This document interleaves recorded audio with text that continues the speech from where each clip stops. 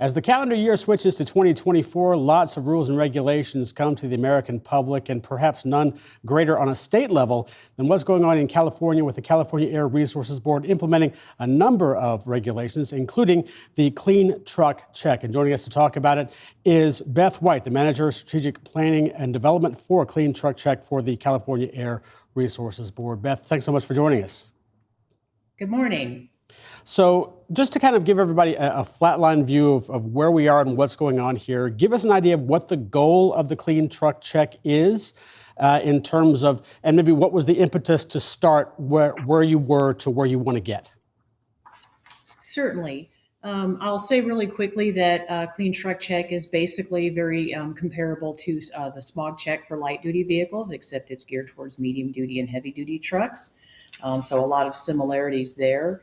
And of course, despite this comprising only about 3% of California's total on-road vehicle fleet, heavy-duty vehicles play a significant role in statewide mobile air pollution. So in 2020, they were responsible for about 52% of oxides of nitrogen and 54% of particulate matter. And as you mentioned earlier, we've had several regulations, especially fleet regulations, that have been geared towards trying to reduce these emissions from diesel exhaust. About 70% of Californians live in areas that exceed the federal ozone and particulate matter standards. And these emissions pose serious threats to human health and environment. And exposure to the particulate matter ozone can lead to severe adverse health effects, including asthma, cardiopulmonary and respiratory diseases, and premature death. And ensuring that out-of-state vehicles operating in California are regulated, as well as those based in California, is critical for improving air quality in California and also levels the playing field. Approximately half of the vehicles operating in California each year are out-of-state vehicles, and these out-of-state vehicles contribute significantly to total heavy-duty vehicle emissions in California. So we expect the impact, as you asked, of Clean Truck Check is projected to make a substantial difference in these emission reductions. Through 2050, it's estimated to prevent over 6,000 tons of particulate matter emissions and 684,000 tons of oxides of nitrogen emissions. Also, the program's expected to prevent certainly a lot of health issues and cardiopulmonary related deaths, in addition to health benefit savings of over $76 billion. And these significant health improvements will be felt statewide, particularly in densely populated regions like South Coast, San Joaquin Valley, and the Bay Area, where those standards are still not met. Those federal attainment standards are still not met. And these areas are often low income and disproportionately suffer greater health impacts from air pollution. So we're looking to really make an impact in those areas. So looking at that, obviously we can jump into the numbers ad nauseum here in terms of how this Yes. could possibly go. But as you look at that, what numbers, in your opinion, are the most important in terms of, is it emissions? Is it the number that we have to get to? What's most important to you when it comes to reducing this number and making life easier? Well, certainly disproportionately affected communities, we want to work on, really focus on that. And so that's one of the reasons why we have other regulations like Advanced Clean Fleets that is heavily and aggressively looking at improving those numbers at the ports and intermodal rail yards where communities are in those areas are heavily impacted by emissions and by the health impacts of those emissions. So in a general sense, besides me reading off a few numbers and that I had to look at really quickly to refresh my memory, just overall, just helping those communities, especially and statewide in California, where we continue to have the worst air in the nation.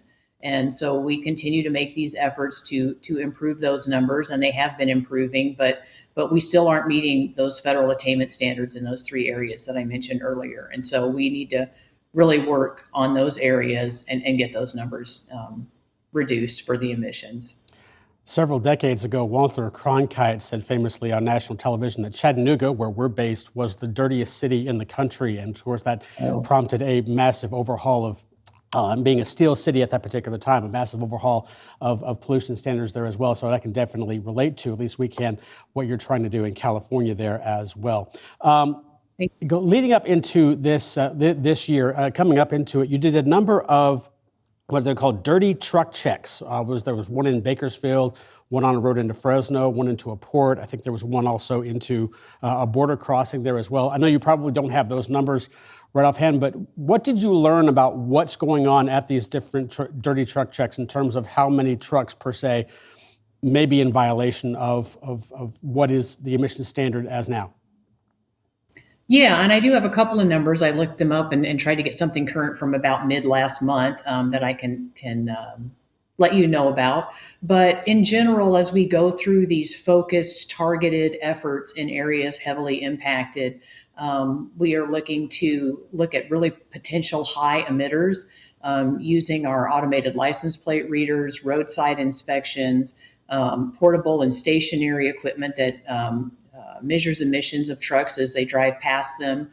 So in conjunction with automated license plate readers, we know which vehicle had what level of emissions. And so as we expand that program, it has certainly been key to us finding out, where the worst offenders are as far as emissions are concerned, and getting those vehicles repaired and them passing a compliance test relative to clean truck check requirements. And that's really what we're looking to do. And that's why the regulation was named the Heavy Duty Inspection and Maintenance Regulation. Just branding of clean truck check is much easier for folks that are used to smog check and that type of thing. But that is what it's all about. It's inspection and maintenance of these vehicles and staying on top of that. Quick numbers that I have from mid last month, so about a month ago, is that we, relative to that program with emissions detectors and the license plate readers, we sent out over 1,700 notices to submit to testing to potential high emitters. We screened over 525,000 vehicles using our mobile and permanently, stationary units that we have. And it's over 6,000 roadside inspections. I feel like it's maybe over 7,000 now, but I know that those were the numbers that I had from last month. Okay. As that works here going forward now, of course, April 2024 is a big month for you guys, but also you had January 1st was the deadline for registering your vehicle in California, moving up, and that deadline got moved back to January the 31st. And I just wanted to ask you about what you've learned in terms of compliance and in terms of what you're seeing in terms of how the state truck owners are trying to deal with it and focus through, get through this registration period. Obviously, when April comes, when things go to testing. Yeah, no, I just recently pulled numbers for something else relative to what we're seeing on the HDIM email, which is hdim@arb.ca.gov if you have questions specific to that program, to Clean Truck Check. And we were seeing a higher percentage of reporting related questions in prior months, but the numbers I just pulled recently from my staff shows that it's about half, about 55% are relative to reporting. The rest have to do with either credentialed testers and how to become one and that type of thing, periodic testing specific requirements, because that starts this year. And those types of questions are what make up the approximately the other half. So we are seeing a trend towards folks either attending reporting webinars that we've had, watching videos that we've recorded of those, reading the outreach materials, getting their questions answered through email. And so I think the learning curve is getting better. And I am glad we were able to provide a little bit of additional time for folks to get into the system and understand how it works and get things reported. So for those who are not familiar with the system and what you're essentially implementing here, as you look at it, when a truck goes into test, as that gets started to get ramped up here, what's the ceiling, if you will, the maximum allowable you pass score, and basically how difficult is that going to be for a truck, even an older truck, as it goes through these tests? Yeah, so because we still technically have periodic smoke inspection program, which is for heavier vehicles and is similar to smog check for light duty, that program is in effect but does sunset this year as we kick in the clean truck check periodic testing requirements. So folks are used to that test. For non-OBD vehicles, it's a smoke opacity test and then a visual inspection of the emissions equipment. And many vehicle owners are certainly used to that through that program. And then for OBD testing, you can either have a plug-in that you can plug in and have those results sent, or you can have a telematics device where that can you just leave it basically plugged in, as it were, and then that feeds when it needs to for the periodic testing tests.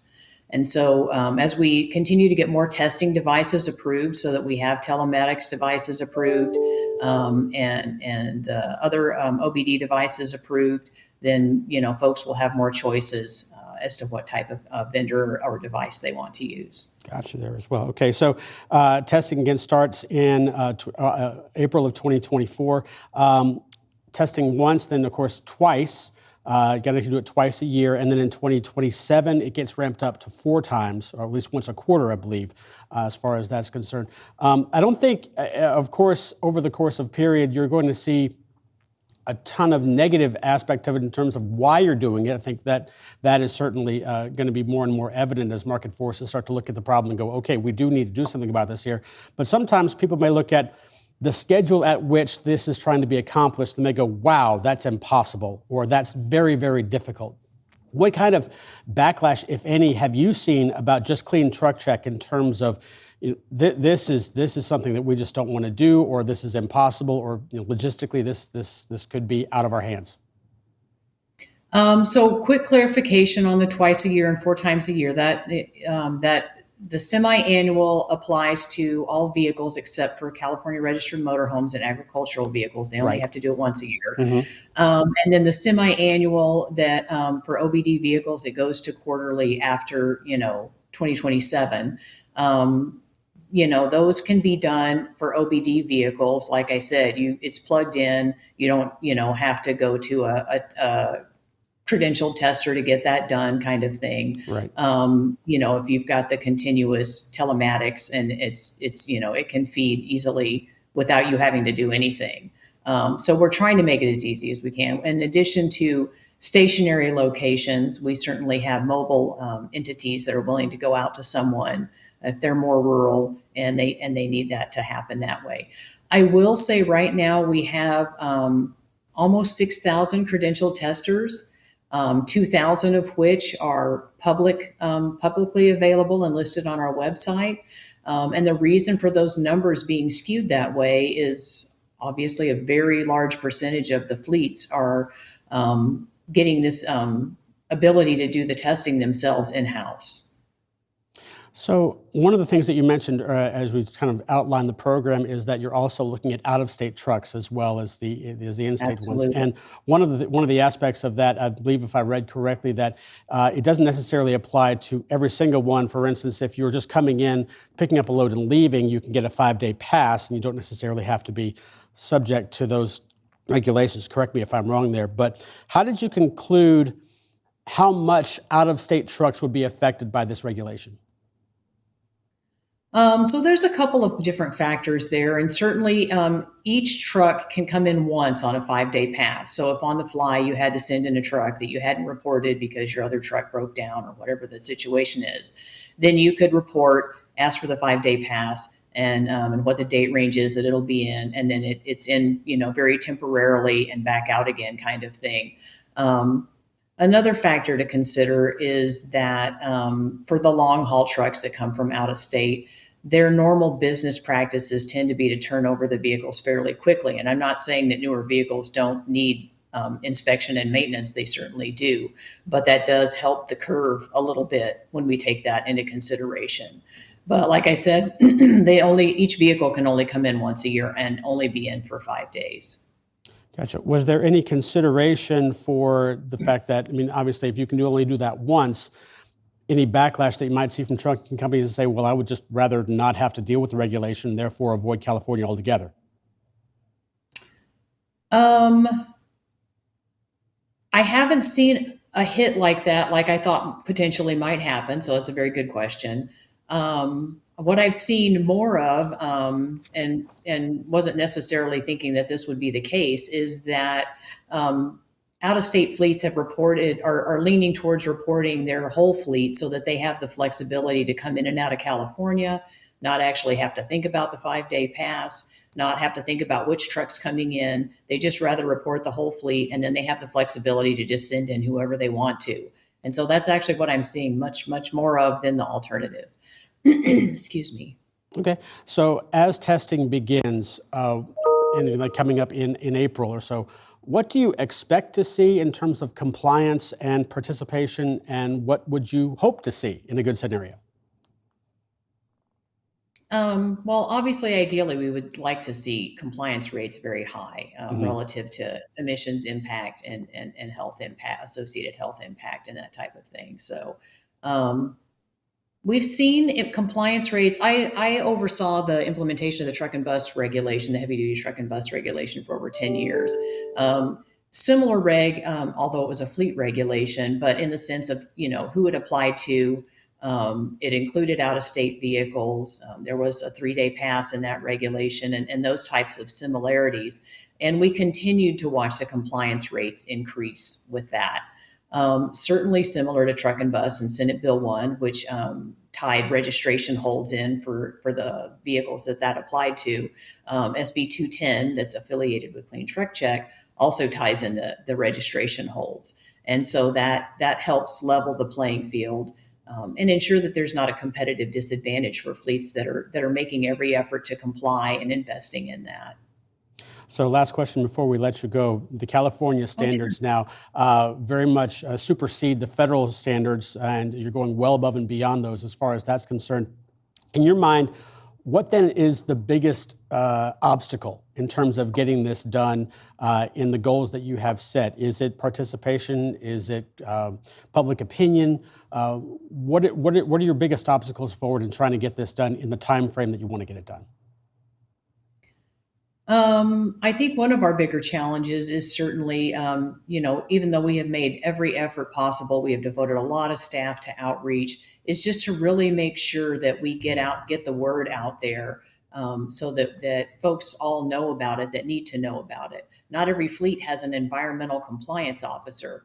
And so we need to make sure that for these smaller, medium-sized fleets that we've gotten the word out fully.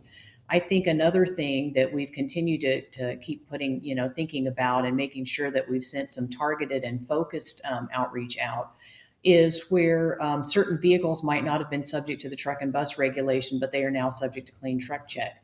Certain vehicles were not subject to the periodic smoke inspection program. They are subject to Clean Truck Check. And so for those folks that we have concerns that they may think that they're not subject to Clean Truck Check, that we help them out.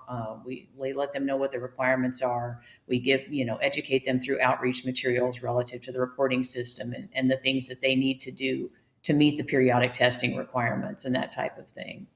It would be certainly a great mountain to climb there as well, and a long way to go to get to that final goal as well. Beth, thanks so much for Yes. joining us here with the California Air Resources Board.